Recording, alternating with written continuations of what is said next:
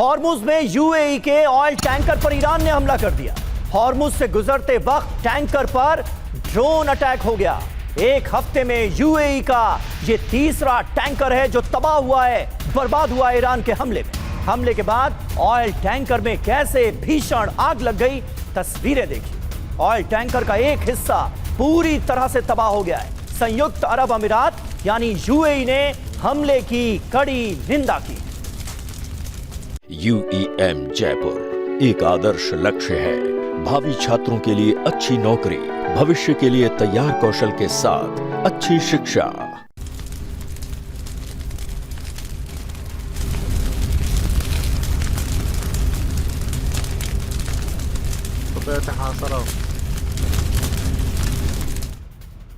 तो यूएई के oil tanker पर हमले को लेकर ईरान ने बड़ा दावा भी किया है। यूएई के शिप पर अंडर वाटर ड्रोन से हमला किया गया है। पहली बार स्टेल्थ अंडर वाटर ड्रोन से अटैक की खबर है। ईरान के हमले पर हॉर्मुज लेटर की रिपोर्ट आपको बता रहे हैं। इस हमले से जुड़ी जानकारी आपको दे रहे हैं। पहली बार स्टेल्थ अंडर वाटर ड्रोन से अटैक किया गया है।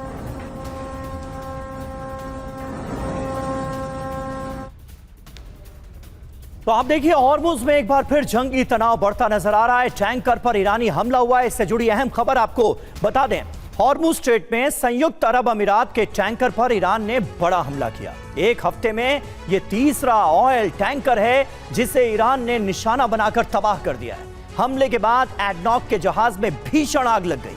हमले में टैंकर के किसी भी क्रू मेंबर को कोई नुकसान नहीं पहुंचा है। ईरानी रूट से टैंकर नहीं ले जाने की वजह से ये अटैक किया गया। और वहीं आईआरजीसी ने इस पर कहा, जो ईरान का आदेश नहीं मानेगा उस पर हमले होंगे। यूएई ने ईरान से हमले रोकने और हॉर्मुज खोलने की मांग भी की है। तो इसको लेकर आईआरजीसी का भी बयान सामने आया है। वहीं कुवैत ने यूएई के टैंकर पर हमले की निंदा की है। कुवैत ने उकसावे वाली कार्रवाई रोकने की मांग भी की है। हमलों से समुद्री सुरक्षा और वैश्विक ऊर्जा आपूर्ति पर खतरा बढ़ गया है। टैंकर पर हमला यूएन के प्रस्ताव का उल्लंघन भी बताया है।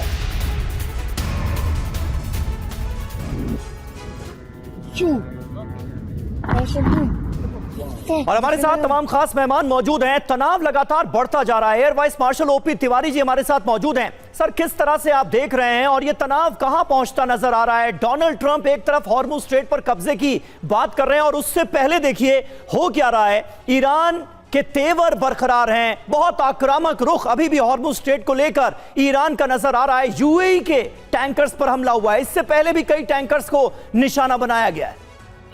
समीर, देखिए, ट्रंप के स्टेटमेंट्स देते रहते हमारा कंट्रोल हो गया। उस समय रिएक्शन ईरान का हमेशा नहीं हो रहा, बट ईरान एक समय के साथ, एक रुकावट के बाद, एक गैप के बाद एक दिखा दे रहा है कि एक्चुअल कंट्रोल हमारा ही है। देखिए, जहाँ तक हॉर्मुज का सवाल है, ट्रंप कुछ भी स्टेटमेंट देते रहे। आप अमेरिका के हो, यहाँ पर आके किसका कंट्रोल कर सकते हो? आप कुछ दिन कर सकते हो, लेकिन संभव नहीं है। इसलिए ईरान जो है इस तरीके से ये स्टेटमेंट करा। अभी देखिए, ईरान एक बहाना ढूंढ रहा है, बार बार नहीं कर रहा। अभी जैसे इजराइल ने लेबनान में और लेबनान में अटैक किया था, उसका रिएक्शन ये दबाव देता है। ये जब भी हो रहा, अपने आप नहीं हो रहा। अब ये देखिए, अरब देशों को ये समझना पड़ेगा कि भाई, जो अगर अमेरिका कुछ करता है तो इसका रिएक्शन अमेरिका में नहीं होगा। ईरान अमेरिका में जाकर अटैक नहीं कर सकता, अमेरिका को बर्बाद नहीं कर सकता। वो उन बेसेज को ही बर्बाद करेगा जहां अमेरिकन रहते हैं। उसमें ईरान बहुत सक्सेसफुल हो चुका है, काफ़ी बर्बाद कर चुका है।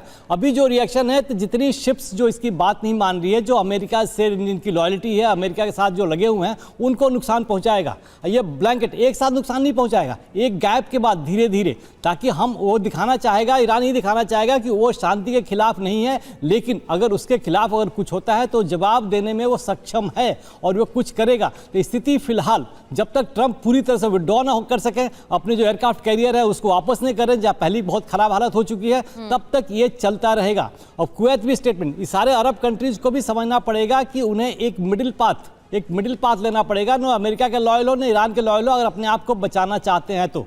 इस समय की बात है, देखिए, हुती भी एक्टिव हो गया है हर जगह।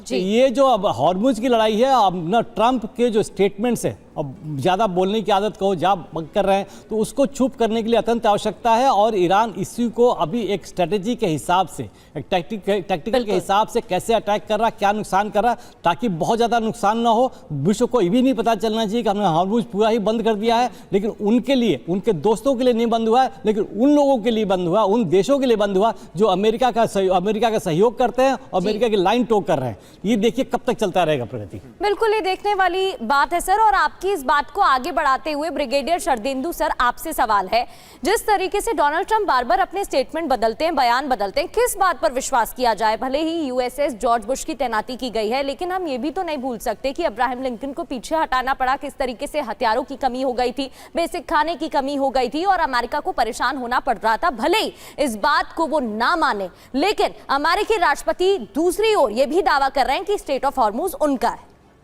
देखिए, एक तरफ तो आपको देखना पड़ेगा कि जिस कमिटमेंट के साथ आईआरजीसी और ईरान इस युद्ध को लड़ रहा है, और स्पेशली स्ट्रेट ऑफ हॉर्मुज में बिल्कुल क्लियर कट है, या आप मेरे दिए हुए रास्ते पे कमर्शियल वेसल चलाइए, मेरे इंस्ट्रक्शन मानिए, मैं उसका सर्वेलेंस करूंगा, उसको देखूंगा और ये इंश्योर करूंगा कि वो स्पेसिफाइड रास्ते से ही जाएं। अगर नहीं आप मेरा इंस्ट्रक्शन मारेंगे तो आपके ऊपर हमला होगा। इसमें कोई डाउट नहीं है, बिल्कुल क्लैरिटी के साथ उन्होंने दिया। और दूसरी तरफ अमेरिका का स्टैंड देख लीजिए, बार बार स्टेटमेंट बदलना और ऐसे स्वीपिंग स्टेटमेंट देना कि स्टेट ऑफ हॉर्मुज उनके कंट्रोल में आने जा रहा है। आपके धरती पे एक भी जमान है नहीं, आपके जो आपने ब्लॉकेट लगा रखा है स्टेट ऑफ हॉर्मुज से वो दूर है। किस तरीके से आप उस पर कब्जा करेंगे? क्या आप खर्ग आइलैंड पे कब्जा करेंगे?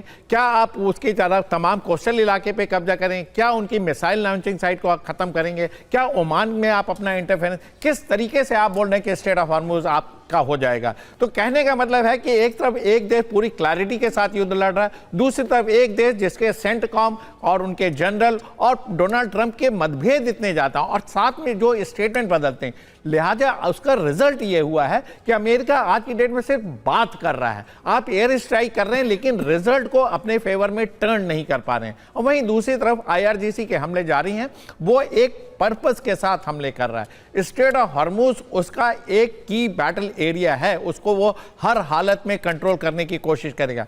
किसी का भी इंटरफेरेंस वो चाहता नहीं।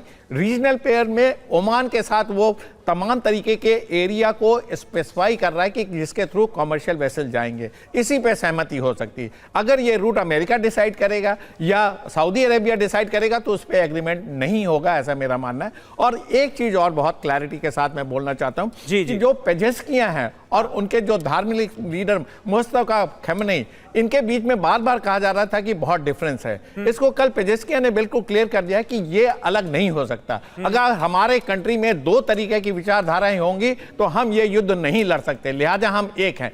इतनी क्लैरिटी के साथ कोई प्रेसिडेंट अपने देश में वक्तव्य दे रहा और साथ में उसका एग्जीक्यूशन स्टेट ऑफ हॉर्मुज में कर रहा है, तो डेफिनेटली आज की डेट में ईरान एक फर्म फुटिंग पे आता है। और उसका डोमेस्टिक प्रोडक्शन वो ड्रोन के लिए डिपेंडेंट नहीं है, मिसाइल के लिए डिपेंडेंट नहीं है। वो मदद उसको रशिया और चाइना से मिल रही होगी जरूर, ठीक है, लेकिन वो डिपेंडेंट नहीं है। वहीं अमेरिका में कई तरीके की भ्रांतियां हैं। तो लिहाजा ओवरऑल अगर आप देखेंगे तो आज की डेट में ईरान अपने जो नियम है, जो उसका एम है, उस पर डटा हुआ और अमेरिका उससे हमेशा वेवर करता रहा है। बिल्कुल सही बात है।